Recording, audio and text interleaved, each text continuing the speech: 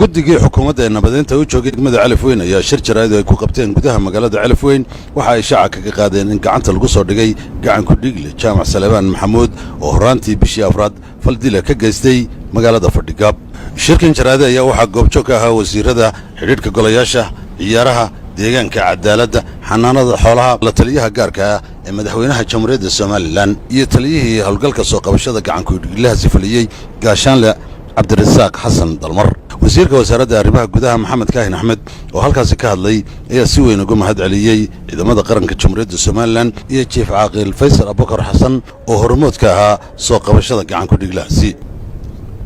sida lala wada socdo golahan wasiirada iyo la taliyaha qaarka ah madaxweynuhu waxay muddo doora halkan u joogeen arrintii nabadda ee ka dhacday magaalada Fadhigaab oo dhimasho iyo dhaawacba sababtay colaadna dhex marisay deegaamada nabada halkaad bagaasha la yiraahdo Fadhigaab wada degan xalinteedii bay halkan u joogeen.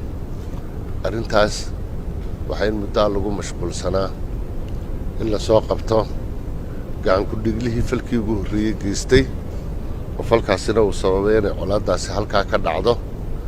xukuumaddu muddadaasba gacantay ku haysay hawshaana waa lagu daba jiray. waxaan maanta halkan ka cadaynaynaa in la soo qabtay gacan ku dhiglihii falkii ugu horreeyay geystay beesha uu ka dhasheena waxaan ku raahdaa qaybteeda ka qaadatay.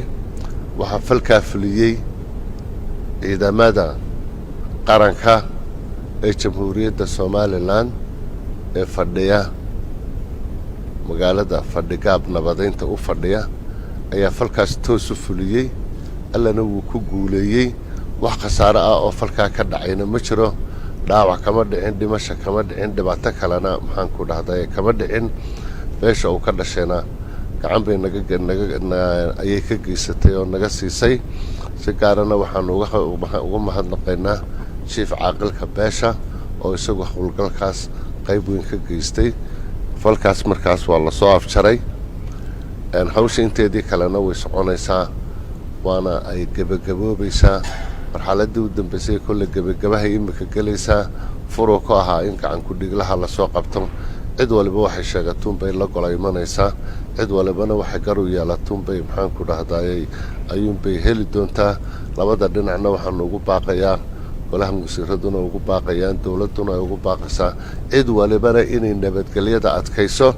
cid walibana ay u soo diyaar garowdo garteeda iyo waxa ay sheeganayso. aad iyo aad baa u mahadsantahay. waa Maxamuud Maxamed Xasan Saraaf warbaahinta qaranka Soomaaliland degmada Calafweyn.